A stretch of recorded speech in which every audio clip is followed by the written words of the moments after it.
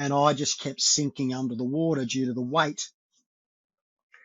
So the panic started again, where if you've ever come close to a drowning, you know the panic to get to the surface, the panic to live, the push to live is overwhelming. And I was struggling up there. The whole incident took around 7 minutes. So because of the coldness, all my joints started freezing up, and I was slowly, the weight was pulling me under. I was drinking a lot more water. And this is where it all happened. And standing in front of it, so the silhouettes was about 11 or 12 entities. Just some were huge and others were, smaller.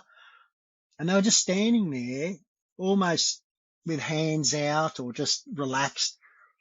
And I'm talking about it now, I get these shivers up my spine, but I felt this intense energy come through and all around me. This is Beyond with Heather Tesch, where we examine near-death experiences and life itself, hopefully making this life a little better. Hello, everybody. Welcome to my guest, Greg Keily. Hello, Greg. Hi, Heather.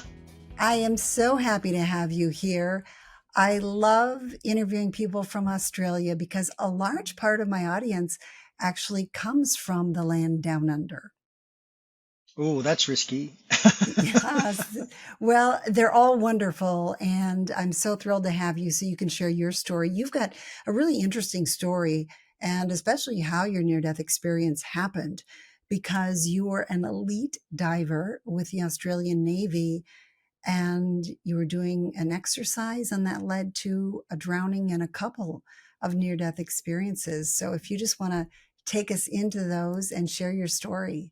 Yeah, fantastic. So thank you for this opportunity to share my story and actually what I've learned from it. It's totally changed my life, turned it upside down. I was just a normal person, living life, more reactive with the outside world and things in it. And what happened is we were deployed in 1997. So it was a while ago, down to the Antarctic Ocean to board illegal fishing vessels. So there was the clearance diving branch and there was a special forces branch. And basically what happened was we were to board vessels that were illegally raping the oceans pretty much. And in the Antarctic Ocean, the weather can be quite trialing, as you could expect. On the night that this happened was, and I call it a night to remember, because I'll never forget it. The seas were about 17 meters. So it was huge, big seas. It was 2 a.m. in the morning. It was so cold that when the waves would hit the ship, the water would turn to ice. So it sort of looked like it was snowing upwards. And what happened is to leave our Navy frigate and board the vessel, we would lower a boat. It was called a rigid inflatable boat. And it'd come alongside the ship. They hook up a shackle and because the ship's moving at about 10 knots, it pulls the boat up nice and close. But the swells were huge. So the boat was doing this that we were supposed to get down into. So rather than climb down a ladder with the boat going up and down and risking everyone's lives, they rigged up what was called a fast rope, which is a big, thick rope that goes from the top of the ship all the way down the side, and it goes into the boat that's being towed alongside. First lot of guys flung down the boat. You can't stop. It's just more of a guide to take you through it. Down into the boat. First lot of guys went, there's about 6 or 7 of them. The boat unhooks and goes behind the Navy ship. Second boat comes along and I'm the first down. So as I jump out to slide down the rope, the shackle that was pulling the boat alongside snapped. And so the boat that was getting pulled alongside started slipping backwards and I've gone straight into the water.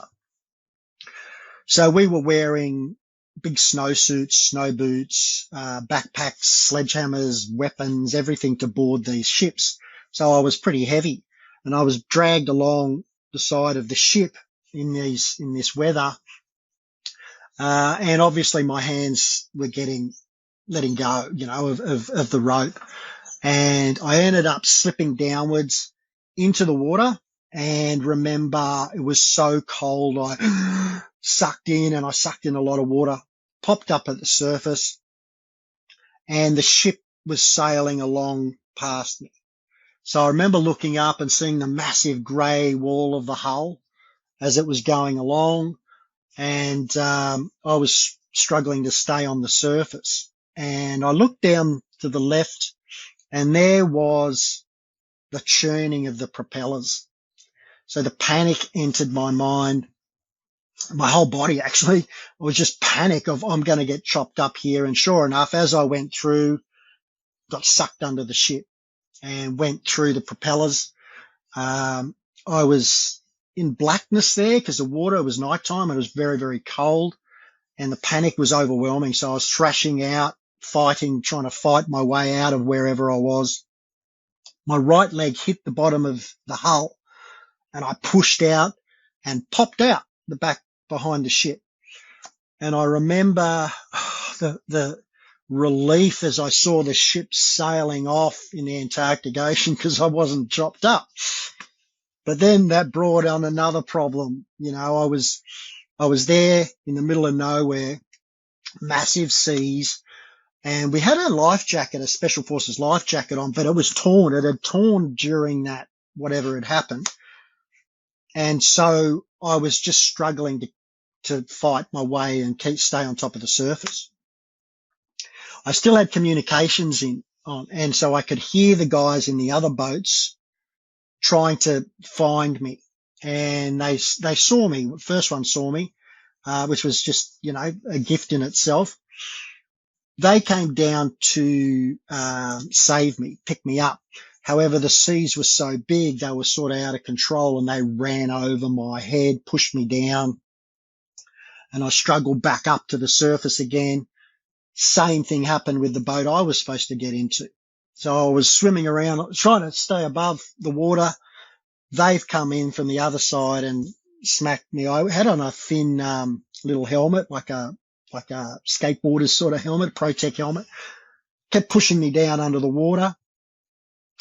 Fought my way back up to the top. Now, remembering I've got the snowsuit, the boots, and all that sort of stuff. The seas are huge. And they're going around me slowly, yelling at me what to do. And I just kept sinking under the water due to the weight.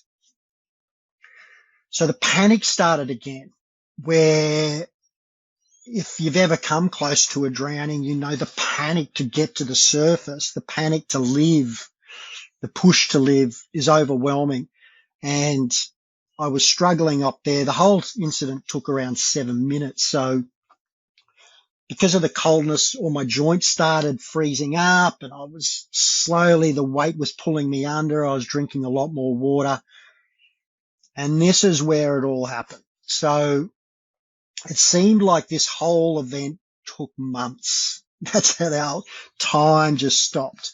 However, as I was going under the water, drifting downwards in the Antarctic Ocean, there was all blackness, freezing my eyeballs, and I was sucking in all the water, and the panic just left me. The panic just went within a split second. And what I found was I had my eyes open in the blackness, but then it felt as if a dark, thick ink of blackness just came over my eyes. And as it came over my eyes, I no longer existed as me. I felt straight away, because I couldn't see, like a lot of people talk about their NDEs and they see their bodies, and it just failed to exist anymore. And I was in this blackness, and I felt at peace. And then almost as if I was in the blackness in space, and I was just looking around, and I saw that light, this huge light, but the light wasn't directed at me. It was to the side, to the left, and standing in front of it. So the silhouettes was about 11 or 12 entities, just Some were huge and others were, smaller. And they were just standing there almost with hands out or just relaxed. And I'm talking about it now, I get these shivers up my spine, but I felt this intense energy come through and all around me. And the best way I could probably describe it is of love, over intense love and happiness. And I was just being. There was no purpose for this. I didn't know. I was just sort of taking it all in. No fear, just acceptance, overwhelming acceptance. And I just felt not happy, but I felt like I was home. I felt connected. And nothing existed in my life. So my family, nothing, no one that I'd crossed paths with, just nothing. It was just these beings now and this overwhelming energy of just acceptance. And they were getting closer to me. So they were sort of getting closer, and it was like the silhouette of the light behind them. They started separating a bit as if they're like, okay, it's time to come with us now. And I was just so happy. But I had no control. I was just going in that direction. And then I heard a voice. And I heard a voice that was like an angel's voice, a beautiful, soft, loving voice that kept saying over and over, "It's okay, darling. It's okay, darling. You can come back now. You can come back now." And it kept repeating. But it wasn't from that direction. It was from a different direction. It was like an echo. And I had no power on which direction to go to. There was just this patient love on this from these silhouettes, but then they got further away. And as they got further away, the voice started getting heavier and heavier. And then all of a sudden it was over, and I was in the boat and I'd woken up. So the guys had formed this human chain and pulled me out of the water without me knowing. And then I came to on the boat, and it was like, oh, gee, what just happened? It wasn't as if it was a major deal. It was just like, you fall off your bike or something happened. It's like, okay, let's keep going. Let's go and take this ship, because I still had all my weapons and all that sort of stuff. And then they called the boat and they said, no, he has to come back because he's been in the water a long time. And so we went back, and I don't know if you know anything about hypothermia, but you're supposed to remain in sort of like a fetal position because you lose all the blood from your extremities and it surrounds your organs to keep you alive. And there's me up there, getting off boats and all this sort of stuff. And then it happened again. I was in the officers' mess, which they'd made into an emergency sort of room. And there was people there that were trying to take off the snowsuit and all this sort of stuff. And I was gone again. So I collapsed because my body temperature had dropped to around 34 degrees. So my body was going through shock. And that's Celsius, correct? That's Celsius, yeah, 34. So we're supposed to be around that 36, 37 degrees Celsius. I don't know what the Fahrenheit is, but it dropped way below then. And so my body was going into shock, cardiac arrest, and everything was starting to just shut down. I find myself back in that same place. So, but it was just like, yay, it was more excitement there, and they were quite close. Some of them I couldn't even see. They were so tall. And then that same voice, "Come back, darling, come back. It's okay." And I didn't know what direction that was. And rather than sadness as I was leaving them, there was just this patience, like hands open or hands crossing them, and just contentment as if, well, it's okay. We'll see you again. It's all good. I didn't know that at the time, but now I've analyzed it and doing what I do, helping other people through consciousness, I can connect and it all the pieces come together. But at the time, the voice got louder and louder. And what was happening was one of the officers who was a nurse, she was stroking my right palm saying, come back to me, darling. It's okay. And I've come back and I woke up. I opened my eyes and I saw her blue, the blue mask and everything that she had on, the most beautiful eyes, and I was like, oh, okay, this is where I am, because I had no control. I didn't say I want to go back. I want to go forward. And it felt like that whole time was, like I said, a month long. And I don't know how long it was. But when I woke up, they had a plastic blanket over me. We were pumping warm air into it. So my blood would slowly go back to my extremities.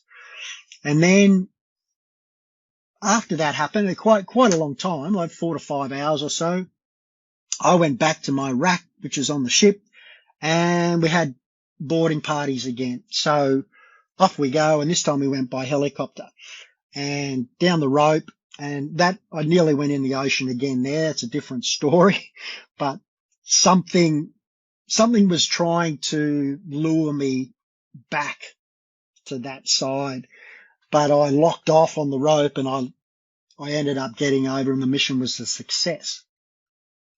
And it was just one of those things, it was a laughable thing. Yeah, Keely went over, had a bit of a fall, and they made fun of me, and it was just a natural Australian thing to do.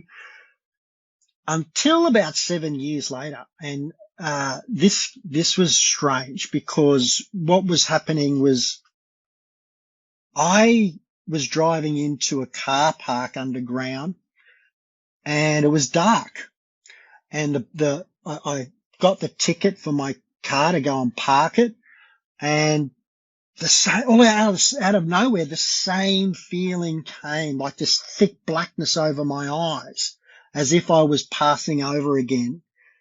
And I instantly went through fight, flight, freeze, and I got the hell out of there. I couldn't fight anything. I didn't know where it was coming from. I got out of the car and I ran up the top and I abandoned the car. People had to go down and pull the car out, and I had this panic attack. I was hyperventilating. I was freaking out. And this just got worse and worse and worse over the years. And so I ended up becoming a hermit, like in the house. I couldn't leave the house for fear of panic attacks. And it was getting so bad that I couldn't go into shopping centers where people were, because if I couldn't see an exit, same sort of thing. Like I couldn't control this blackness that was coming over and the panic. So that led to many years of talk therapy, deep depression, anxiety, alcohol abuse to try and drown out so I couldn't relate to what was going on. My kids were growing up and seeing all this, and it was very much accepted. Dad's just having another episode. And I lost all control of my human control, my manliness, my masculinity, because I couldn't control this. Was it PTSD from having this drowning experience? Yeah, so I'm diagnosed because they relate what's happening with what studies have proven, and PTSD, depression, alcohol dependency, suicidal and anxiety, serious anxiety. And this went on for over 10 years. And as you can imagine, the strain on my family, I shut away a lot of people. And what happened was I stumbled across hypnotherapy, understanding that it can deal with different states of consciousness. So I thought, well, maybe that can help me. I studied as much as I could, which took me towards Einstein's law of relativity, E equals mc squared, into quantum physics and theories on how we exist in different states of consciousness. And that side of us that's prior to life, afterlife, is that quantum realm of what we exist as. And quantum physics talks about us existing as 99.9% space. Space, spirit, source, whatever you want to call it. And less than 1% as a human physical being. So I went, okay, how can I access that part of me to find out what the hell's going on here, why I have no control over my emotions and my thoughts. They come out of nowhere. And it took me into our self-conscious, on what we focus on, runs 5% of our life. I can focus on maybe up to 10 things at once before I come overwhelmed and I start writing lists. Yeah. Then there's my unconscious or subconscious. Now, my unconscious, I'm unaware of it happening. It's beating my heart. It's breathing for me. It's shedding dead cells, creating new cells, blinking, growing hair. Well, not on my head anymore, but you know what I mean? So it's doing all this stuff behind the scenes, and it runs 95% of your life. It's like, okay, well, is that where the answer is? And it was, because our unconscious is an emotional entity. It doesn't know the difference between real or unreal, truth or false. It just takes everything in as the truth and attaches an emotion to everything. It's attaching one now as you listen to this. It attaches everything, and it's either a good emotion, a bad emotion, or nothing. So then we start looking at how we exist. There's no such thing as good or bad. There just is. And if I pick you up and I put you in a war zone, you're fighting for your life, fight, flight, freeze. I pull you out after one night. Has the war left you? No, because you've attached the emotions of survival to that. Panic. How am I going to get through this? And so that exists in my unconscious because my emotion was attached to that event of mine. And that's why small things, darkness, would trigger me and my body would go through the same fight, flight, freeze that happened back then. And so I thought, okay, well, if I research this and I can start understanding this, if this is how we exist, every human is existing like this. So I became a certified hypnotherapist through the American Board of Hypnotherapy.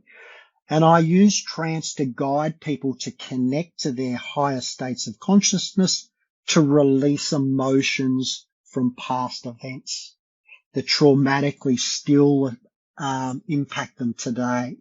It can be impacting them simply, like blockages of happiness, bad relationships, always broke, all these small things, limiting beliefs. But then it can also be like what was affecting me, severe mental and emotional trauma. And by accessing those unconscious emotions we've attached to the event and letting them go, they no longer exist today. So this cured me, healed me, whatever you want to say. And now everything's, because the studies have taken me to our states of consciousness, understanding that there's no fear out there when we cross back over to being who we're supposed to be. But our purpose here is to experience the best things we can and take those emotions back with us. So to say, I want to cross over there, I'm tapping out, life's too hard, you're ruining everything, because this is your journey. You start seeing that we're here for 3 reasons. Hey, everybody, I want to interrupt for just a minute because I want to tell you about something really cool. This isn't an ad, really. It's me just wanting to support and promote IANDS. As some of you know, there is a conference coming up. It's in Chicago, August 27th through the 31st. I go to their conferences every year. This, of course, is 2025. If you're watching this after that, well, there's going to be another one coming up. And you can always find out more at IANDS.org. So IANDS.org. .org. That's the International Association for Near-Death Studies. Everybody that goes loves it. I think you will as well. It's just such a wonderful time because you meet so many like-minded people, just people who meet in the hallway, sitting next to you. And then all of the speakers are so interesting. There are so many speakers that you won't get a chance to listen to all of them because every hour there's going to be several to choose from. It's really quite wonderful. They've got some great keynote speakers too. They always do. This year, Diane Hennessy Powell. There's going to be Raymond Moody, a big name in the community. Also, Bruce Grayson, Mark Anthony, and Carolyn Miss. And again, those are the keynote speakers. They're great, but all of the other speakers are just amazing. And many of them have been guests on my show. They're all wonderful people. I love just getting the opportunity to walk up to them afterward and say hello. Everybody's very approachable. So I just wanted to let you know about it. I will be there. I do hope you'll say hello if you come and think about it. It really is a wonderful time to learn more about near-death experiences, spiritually transformative experiences, and just meeting really wonderful people. Hope to see you there. And now let's get back to my guest. We're here for 3 reasons: to learn as much as I can through the experiences, to love. And when I say love myself, because I've gotten through it all. I start looking at myself with pride and with respect that I kept pushing through. And then lastly is to teach. So learn, love, and teach. And so it can simplify life. So why is this happening to me? I'm broke, I'm in a bad relationship, or I'm getting these panic attacks. They're not happening to you. They're happening for you, for your journey to get through. So if we look at life like that, challenges are no longer challenges. They're just a lesson and experience. I can get through it just like I did that event. And so this has led me to our next level of consciousness, superconscious, which is your quantum existence. And that way we can connect with loved ones who have passed. Because we are all connected. And this is what my lesson of not crossing over. It was almost like a holding area to give me a taste of what the bigger picture is. And I feel relaxed and calm with everything. And so I've created programs for people to help them understand and overcome the same stuff. So that's my journey. Something that may surprise people, and we'll get through this quick because I want to ask you some questions about the near-death experience. Yeah. But they may be surprised that you had PTSD after having this really incredible experience with the near-death experience. So while you had the trauma of the drowning, you also had something very wonderful happen. Yeah, so remember our physical being is less than 1% of our makeup. It just comes along for the ride. It's our vessel, our vehicle through life. So for me, the crossing over, the triggers, what they call the triggers, PTSD triggers, is the event prior to the crossing over, because the panic to exist, the panic to keep myself alive. That's what my fear was. If I had have accepted that, there would be no panic attacks. There would be nothing. And so that's why what I do now allowed me to accept that, because my body just comes along for the ride. So what we think, because you can't see anything. You can't see thoughts. You can't see emotions. You can't see gravity. But we know all this stuff exists. If I can open myself up to understand and connect to that, then everything has its place. And I become calmer. And what I take back with when I leave this earth, this life, I should say, what I take back with me is a much more open, broader view of humanity, my reasoning, my true purpose. And that's what I'm doing now, living my true purpose. Okay, I want to get back to some of the things that you experienced during your near-death experience. Where do you think you were? Was it the void? Was it a different dimension? Was it the heavenly realm? Where were you? It was all of it. It was because understanding how we exist in that quantum realm, um, there is the different levels of dimension. Multiple dimensions. We live in a three-dimensional planet right here, where we can go up to 11, 12, 13 dimensions beyond a multiverse. So where I feel I was, it's not like I left one level and arrived at another. It's just that it is all that level. It's how I am living in this existence. And you can maybe think of it as I'm part of a computer game where I'm a character, and this is my purpose, but there's that bigger picture that's all connected around. So I didn't leave here and end up somewhere else. I'm always in that somewhere else living here. I can really it can screw your mind up. Yes. And if you think of it that way, it can be, oh my goodness, all the evil and negative, but it's not. It's the opposite. It's like, everything has a purpose. That person over there that's going through what they're going through is their journey. They have a purpose. As a human, I'm here to help. But if not, and they choose not to, then that's okay too. So there's no point me getting upset if someone refuses help or wants to go their own way. Good on you. You know what I mean? Because we're here to learn, love, and teach. If I can help someone, great. If I can't and I watch them go through whatever they're going through, that's great too. Because remember, there's no good, bad. There just is. So if I can see that, feel that, and understand that I am that darkness, that light, and all the things we do with clients now, it's always white light. It's the power that surges through the body, like a lightning bolt that comes down and they start feeling who they are. We're not separate in human life or quantum existence.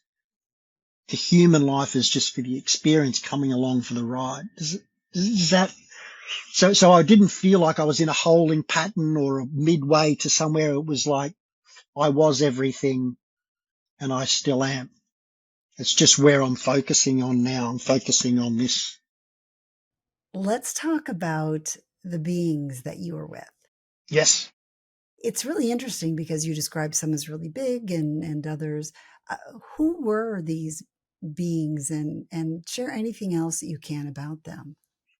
So I connect people with past relatives in this life, things like that, and I can talk and get messages to grandparents and things that I love dearly, but they were no one from this life. It's almost as if they it wasn't as if they weren't family. It's as if at that level, everything's family. You know what I mean? So it's more of who was available at the time to come down and say, "G'day, Greg." And there was they weren't talking to me. There was just this calmness, this acceptance, as if, because they knew what was going to happen, which direction I was going to go, but I didn't. So there was just this knowledge, this happiness, no demands, like you must come with us, you must go back. So I hear a lot of things, NDEs, people say, no, you must go back. There was none of that. There was just this understanding and connection. And if I could say it is through my heart, I take my channeling down to my heart and open that up. That's the best way I can explain it. It's quite strange. You can't put a feeling to it. It's just overwhelming connectivity. I felt there was two tall, very tall ones, and they were the furthest. So on the left, if they were looking, they felt more like, guardians. not security, like we have security in this world, but guardians. And then the others were more like fathers, connected souls from somewhere. And that's where I understood the vastness, that there's no black and white here. There's no right or wrong. There's no paths crossing there. It's massive. And you look at space, you look at the multiverse, universe, the many dimensions. You got to understand that this isn't it. So I think the NDE for me allowed me to connect with that and then bring that calmness and peace into this life that I can help and pass on to other people. But instead of me telling you, like a medium or a psychic, I'm more of a guide. I guide you to connect to that. And it's overwhelming. Empaths, it just changes their whole lives, you know. But there's a thing in humanity that's called open-mindedness. And if people say, I just don't believe in that stuff, that's fine. That's cool. Off you go. It's not my job to try and change everyone. It's just like those that want guidance, I'm here to help. If not, wish you the best. There's no guilt. There's nothing. You know, it's just being me. And if you be you and everyone else just bees them, the best for them, then they can give the best of them. This is where ego's a problem for humans. You know, it's like, I'm the best, you're lower than me. And that's the killer of our world. So, if I can be happy to be the best me for me, but to share it, be everyone, learn, love, teach, it's simple, you know? And that's such an important message. You mentioned that there were sometimes I think you couldn't necessarily see, it was more of a feeling. So when you were with these beings and in this space, was it more that you were feeling them around you, or did you actually see them? Well, the way I relate it now, it's almost as if I saw them, but at the time it was just feeling. And so when a client's with me and we go upwards and I take them to connect with their higher consciousness, everything's feeling. But you can feel words that are said to you. You can feel the energies. You can see in your mind's eye. So I take people maybe through a rainforest and they go through, but then we feel the earth beneath their bottom, you know, feel the hardness and the coolness. They can feel, and I open them up so they can feel, insects, ants, tigers, lions, rabbits, birds, trees. They can feel all that. So there's no, because what's happened is when we're born and we actually come out of mum, we have our five senses as a human form. Yeah. They don't exist. Well, they didn't exist for me. And every time, like I do this is my whole life. I've done a lot of these. They're just feeling. It's just all feeling, but it's overwhelming. And I think the biggest challenge for us is to understand and accept that shit. What just happened? I was here. I was this. This messages just came to me that I'm overcomplicating this, and to just let that person go and they get all the messages themselves. Yeah. I get them as well. So if you were a client of mine and we're sitting down talking about things that you're saying, trying to describe what's happening to you, I get this overwhelming message saying that's not what she wants. What she needs is this. And the only reason I'm not gifted. The only reason I can say that is because I'm doing a lot of it. And you know, when you do something more and more, you become better at it. So if I let go of all my ego, all my experiences, and just share my experiences so people go, okay, maybe this guy knows something what he's talking about, then I can help. And that's what makes me, so I'm not working a day in my life. I'm just helping people and I love it, you know? It makes sense that it's very different there. I think a lot of times people analyze things that they have to be Yes. human like, and that's just a completely different realm. And I've heard other people say too that a lot of it is more feeling than it is seeing. Oh, definitely. And understand your five senses are a human experience. They're not out there. Everything is feeling. Everything is through your heart. And we live our lives mostly through our head, creating decisions in business and all this sort of stuff. And we overrule the body. Remember that your body is less than 1% of your makeup. How do you get messages? And I'll ask everyone here, if a situation has been challenging, made you broke, created a loss in a relationship or whatever, when you first entered into that journey of opening that door to that person, to that opportunity, you felt in your gut or in your heart, maybe I shouldn't be doing this, but it looks good. It sounds good. I'm going to go to it just in case it's good. And it turns out really bad. It's because we're not listening to ourselves. Like we can heal our bodies. I've healed myself through liver diseases and things like that. And I've healed clients by connecting to that entity, that side of them. So car accident, smashed, couldn't move one side of his body. I thought, okay, well, how can we use that 99.9% to heal his body? Visualization, thoughts, and taking action. And I showed him how our motor neurons work through our body to create messages to muscles from the brain. So we visualized that happening. And within a year, he's up there, he's now gardening and he's living a great life, where he was bedridden for 4 years. So That's amazing. yeah, but it's not us and them. It's not us and it. We are it.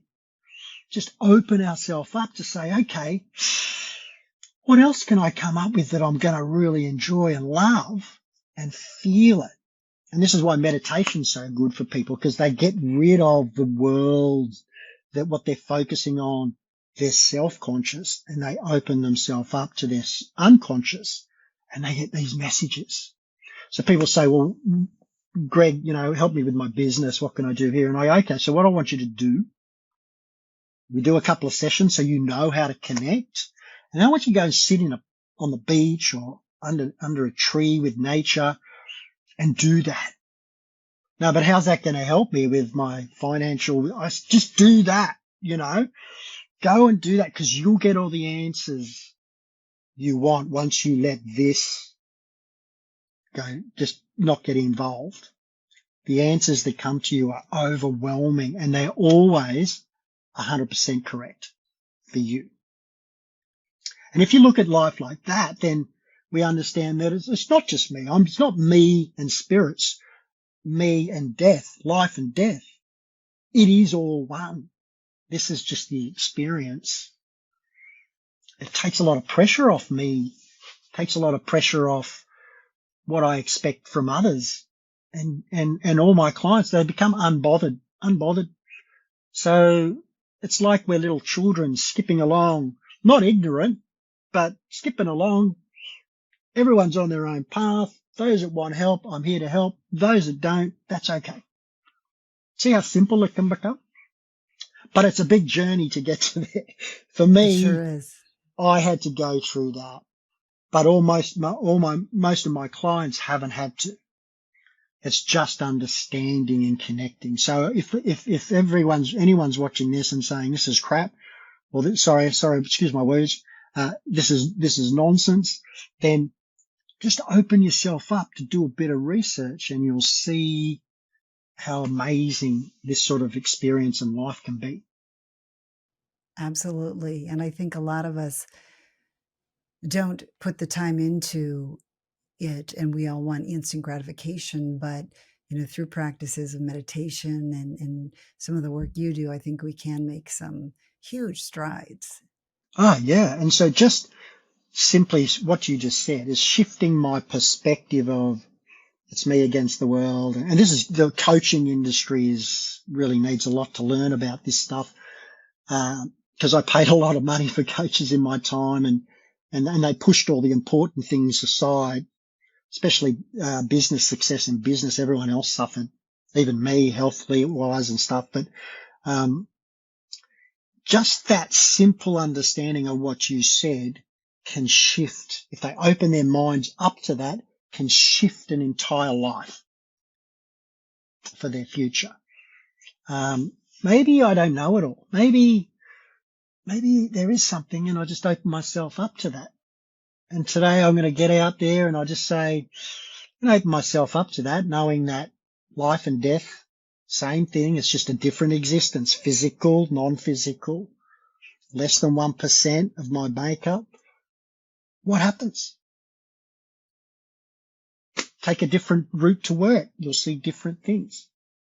Such simple things, instead of saying, and the older generation's very good at this because, all of this sort of understanding has just been coming out for the last 20 odd years, but it's, they find it difficult to understand this because it's human form, life or death. Everyone's afraid of death. Actually, I don't want to go down that path because I don't want to guide anyone that way. But so something so simple on what you said can totally change the trajectory of someone's life if they open their mind up. It doesn't have to come through me. Do it yourself. Go to yourself. Research it. Or come through people like me that have experienced stuff and are here to help, And if somebody does want to connect with you, I believe your website is howsyourheadspace.com.au. Is that correct? Yeah, AU for Australia. So I thought when I started this company, I thought first thing I'm going to say is how's your headspace? HOW''S, how's your headspace? And headspace is 2 words. So it's nothing to do with your head, but we as humans think mental health, where it's not really mental health, it's emotional health. So yeah, howsyourheadspace.com.au. Oh, that's wonderful. And just really quickly, what are a few things that you can help people with? Okay, so I've got programs. I've got 2-week, 4-week, and 12-week programs. Help them with any limitations. So people self-talk. I can't do that. I'm no good at that, we all walk around with labels. So when you were younger, and this is a classic example I say is, let's say you're 3 years old and you're watching the Olympics at home with mum and dad, and you've got 2 families. One family is watching they're both watching the same thing. And, the young child says, wow, look at that boy or look at that girl running and they've won the gold medal and there's lots of celebrations and the child's quite uplifted by it. They say, I want to do that. I want to be a sprinter. I want to be the sprinter and win that gold medal. It's how the member of authority in that family responds to that. So they can say, what do you mean? You can't even run down the end of the street. What a stupid idea. You can't do that. The child will accept that as a label. I'll never be a runner. But in the other household, they go, yeah, you should go for it. You should start learning I'll buy you some shoes. I'll give you this. That child, you see the different trajectories? Just because of what I unconsciously accepted from someone, and we call them family. Yeah. And not all, childhoods have, with bad parents. Some are fantastic, but their limiting beliefs are all passed down and our unconscious accepts those. So yeah, I have people all the time say, I don't even know who I am anymore. because life has given me all this stuff. I've absorbed all the energy and I think can't be a sprinter. So, well, you can't start sprinting straight away, but you can do some exercises that build up the muscles that help you sprint. You know what I mean? So, yeah, it's exciting. And so imagine if you open up your mind like that, there's no limitations in your life. If there was, we'd all be the same financially gifted or non-gifted. We'd all be physically, mentally, emotionally the same, and we're not. Yeah. Greg, it has been so wonderful talking to you. I know people are going to want to connect with you. If you could leave us with maybe some words of wisdom before we end this. You don't know it all. So true.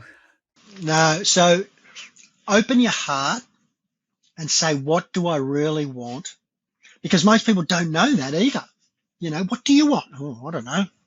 I feel guilty if I ask for this or I want that. Well, hang on a sec. Guilt doesn't exist. Humans make you feel guilty. So there's, none of this stuff. These are just limitations. If I open my heart and say, what do I truly desire out of this life? What's going to make me happy? That's what I'm going to do. You may not be able to switch over straight away. So a lot of people I help shift their entire career and future financially and all that by releasing their limitations, but we can open them up to then start seeing shifts in their outside world because they have a shift on their inside world. Yeah. Remembering we are spiritual beings before a physical being, 99% of it. So if I use thought and emotions, my world will just take me to that. That's how the universe works. It's not here to put blockages in front of you. You're doing that by all the labels that you accepted. So that's more than a few words of wisdom. I just want to say, open up your heart and live life through your heart. Even the most successful business clients of mine have succeeded in financial rewards, there's nothing wrong with that because money is energy, isn't it? Humans created money, but it's energy still. It's a transfer of value. But they're so successful financially that relationships suffer. They're on their third divorce. The kids are, having their own troubles because dad's or mum's never home because they're working all these hours. So they bring that success from up here down to here. They become better people within themselves, for their kids, for the world. So and I teach them to live through their heart. What feels good to me? That I know I might miss out on making $100,000 for that particular deal, but I'm spending time with those I love and that makes me feel good. So that enriches me so much. Yeah, we can talk about this for hours and it can be very confusing, but just keep it simple. If I live through my heart, trust, big thing people suffer with is trust, self-trust. But if you have to understand how capable you are before you trust yourself. So open your heart. That would be my biggest, live through your heart, not your head. Well, thank you, Greg. I appreciate you being here today. And you are doing such great work. So thank you for everything that you are doing. You turned your experience and some of the things that you went through into just such positive things for other people. So thank you. That's okay. It's my purpose and it's everyone's purpose to learn, love and teach, be the best of themselves. Thank you for the opportunity. And I say this to everyone. I love you. I dearly love you, but not in a weird way, not in that human way, but in that feeling that I felt when I was in that state of just love. So have a great day, have a great life, and I'm always here. If you want, if someone's struggling, they can get in touch with me through email. It's just support@howsyourheadspace.com.au. So, thank you for the opportunity again, Heather. You are welcome. And I'll put all that information too in the description. Thank you so much, Greg. Yeah, fantastic. You have a wonderful day. You too. All right, Lots of love. All right, same here. So wonderful to talk to Greg. I love talking to my Australian friends. I know a lot of you are watching from Australia. Greg was just a delight. He really is a positive person. He's trying to put some good things out into the world. And I will have a link to his website and a link to his email in the description, so you can look for that there. But I would love to know your comments. There were a lot of things we covered. One thing that stood out to me is just how he died. To me, that sounds utterly horrible, to be in the dark, freezing cold ocean with all that gear and you're sinking and you're trying to stay afloat. So that stood out to me. And then it was interesting that despite having a near-death experience, he still had PTSD, which is his very human brain. So I found that interesting. And then the way he really went about curing it. And now he tries to bring the messages he learned and give them to other people and to help other people. So there's so many things to comment on. So please share what stood out to you. What did you find really interesting? That sort of thing. Just jot that in the comments. And you can also just say, a message to Greg or something like that. Or you could just say, I made it to the end. I appreciate all those comments. They do mean a lot to me. I love connecting with you. And I so appreciate all of your help in commenting and giving it a like and sharing it with friends. Thank you for all of that. Remember to always come looking for me. I have another great episode coming out next week. And of course, in the meantime, I've got lots of great episodes. Just click that word more. It opens up the description. You can find a link there to my playlist with all of my guests I've ever had. And there's so many great ones. So just check out a few more while you're waiting for the next one next week. But I do hope you'll join me then. Make sure to come looking for me. Don't count on YouTube to send it out. It may not, but please do come looking. I do have new episodes out every single week. Thank you, everybody, for being here today. I hope you have a wonderful day, and I will see you in the next episode. Thanks for joining me on Beyond with Heather Tesch. Please add comments and questions you'd like future guests to answer. Also, if you liked what you heard, please hit the thumbs up button and subscribe. That'll help keep this podcast going. You can also go to Beyond with Heather Tesch to look for more episodes.